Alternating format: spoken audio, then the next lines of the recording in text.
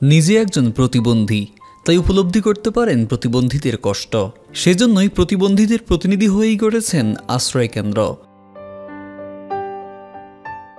প্রতিবন্ধীদের স্বপ্ন পূরণের চেষ্টায় খাগড়াছড়ির বেতছড়িতে স্বপ্ন প্রতিবন্ধী নামে আশ্রয় কেন্দ্র প্রতিষ্ঠা করেন কিশোর চাকমা। তিনি এটি প্রতিষ্ঠা করেন 2018 সালে। মূলত পার্বত্যাঞ্চলে অবহেলিত শারীরিকভাবে অক্ষম প্রতিবন্ধীদের পাশে দাঁড়াতেই এমন উদ্যোগ গ্রহণ করেন প্রতিবন্ধী কিশোর চাকমা, যেখানে স্থান পেয়েছে বুদ্ধি প্রতিবন্ধী থেকে শুরু করে বৃদ্ধ ও অনাথ শিশু। 3 জন নিয়ে চালু করলেও বর্তমানে যেখানে রয়েছে 23 জন প্রতিবন্ধী। প্রতিষ্ঠাতা শিক্ষিত যুবক কিশোর চাকমা আশ্রয় কেন্দ্রে তাদের জন্য পড়ালেখার পাশাপাশি রেখেছেন কম্পিউটার, সেলাই মেশিন সহ বিভিন্ন মৌলিক প্রশিক্ষণ। তবে বিভিন্ন প্রতিবন্ধকতার কারণে বর্তমানে বন্ধ রাখতে হয়েছে প্রশিক্ষণগুলো।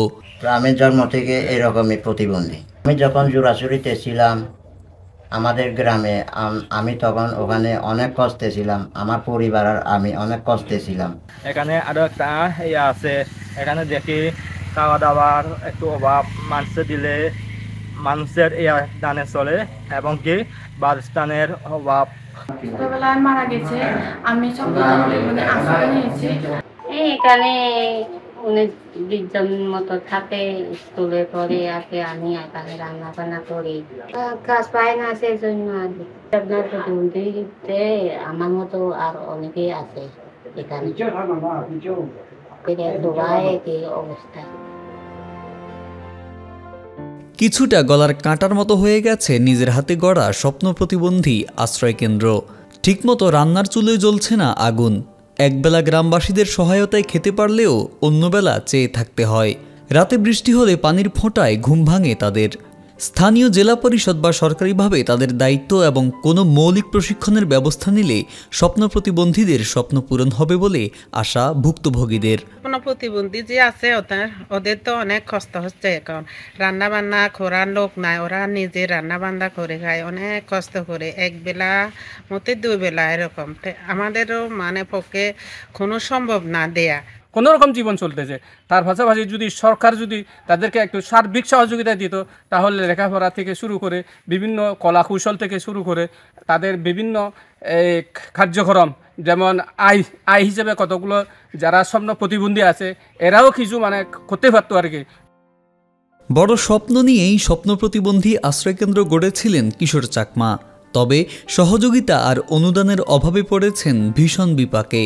2012 সালে আমি আমাদের গ্রামের বাড়িতে চলে আসি চিকিৎসার পরে। আমি দেখলাম যে আমাদের পাহাড়ের প্রতিবন্ধীদের শিক্ষা হার নাই বললে চলে। এরপরে পাশাপাশি আপনার আমাদের প্রতিবন্ধীদের অভিভাবকরাও ওদের ছেলে মেয়েদেরকে স্কুলে পাঠানো বা লেখাপড়ায় একটু কি বলে যে শিক্ষা দেওয়ার জন্য ওইরকম আগ্রহ নাই। তো এরপরে আপনার আমাদের পাহাড়ে অধিকাংশ প্রতিবন্ধীরা হলো কর্মহীন। তো এর পরিপ্রেক্ষিতে আমি চিন্তা ভাবনা করলাম আমাদের পার্বত্য এলাকায় যদি একটা প্রতিবন্ধী কার্যক্রম ছোট আকারে হলেও করা যায় কিনা। তো এই চিন্তা ভাবনা থেকে 2018 সালে একেবারে আমরা অফিসিয়ালিভাবে কয়েকজন প্রতিবন্ধী মিলে আমাদের স্বপ্ন প্রতিবন্ধী সংগঠন ও আশ্রম চালু করেছি। আমাদের এখানে বর্তমানে মূল সমস্যা হলো আমাদের একটু আবাসনের সমস্যা। তো আবাসনের সমস্যাটা আমাদের থাকার মতো যদি আরেকটু সরকারিভাবে বা বিভিন্ন মাধ্যমে যদি আমাদের ভবন করা হয় বা আমাদের ট্রেনিং প্রশিক্ষণের জন্য যদি আমাদের এখানে সহজে সহায়তা করা হয়, তাহলে আমাদের উপকার হবে এবং আমাদের কার্যক্রমগুলো পরিচালনা করা আর একটু সহজ হবে এবং আমরাও এগিয়ে যাবার একটা সুযোগ পাব। জেলা প্রতিবন্ধী বিষয়ক কর্মকর্তা ডাক্তার উকরা সিং মার্মা জানান, স্বপ্ন প্রতিবন্ধী এই আশ্রয়কেন্দ্রটি প্রতিষ্ঠা করার লক্ষ্য প্রতিবন্ধীদের সুশিক্ষিত ও আত্মনির্ভরশীল করা, তারা যেন কারো বোঝা হয়ে না যায়। তবে আবাসন, খাদ্য সংকট নিরসনে সরকারের সুদৃষ্টি কামনা করেন তিনি। আমাদের প্রতিবন্ধী সেবা ও সাহায্য কেন্দ্র মূলত শারীরিক ও মানসিক প্রতিবন্ধী ব্যক্তিদের সহায়তা, বিনামূল্যে সহায়ক উপকরণ বিতরণ, তত্ত্বাবধান এবং পুনর্বাসনের জন্য কাজ করে থাকে। এবং আমাদের কেন্দ্রে যদি আসেন 1 কপি ছবি আর ID card, voter ID card নিয়ে আমাদের এখানে বিনামূল্যেই আপনার ট্রিটমেন্ট পাবে যতদিন সে নর্মাল জীবনে না আসে। পাশাপাশি আমরা বিনামূল্যে সহায়ক উপকরণ বিতরণ করি। সেখানে থাকবে যেগুলো আমরা হ্যান্ডিক্যাপ ইকুইপমেন্ট বলি, wheel chair, hearing aid, tricycle, wheel chair, এগুলো আমরা বিনামূল্যে আমরা প্রদান করে থাকি। খাগড়াছড়ি জেলা পরিষদ চেয়ারম্যান জানান, আমি সবার সাথে এক হয়ে কাজ করতে চাই। এখানে প্রতিবন্ধীদের জীবনমান উন্নয়নে বেশ কিছু ব্যবস্থা রয়েছে, তবে আরও অনেক কিছুর অভাব রয়েছে যেগুলো শীঘ্রই ব্যবস্থা করতে হবে। তাদের জন্য প্রথমে হচ্ছে আবাসন খুবই জরুরি, আর তাদেরকে পুনর্বাসন করার জন্য তাদের সেলাই প্রশিক্ষণ করানো এবং মোমবাতি প্রশিক্ষণ করানো। গবাদি পশু কিন্তু তারা পালাতে পারবেন কিনা এখনও আমি ওইটা ভালো করে জানতে পারি না। এটা আপনাদেরও সহযোগিতা লাগবে। যদি এরকম সহযোগিতার লোক পাই, আমি আরও সবার সাথে অংশগ্রহণ করে করতে চাই, শুধু জেলা পরিষদ না।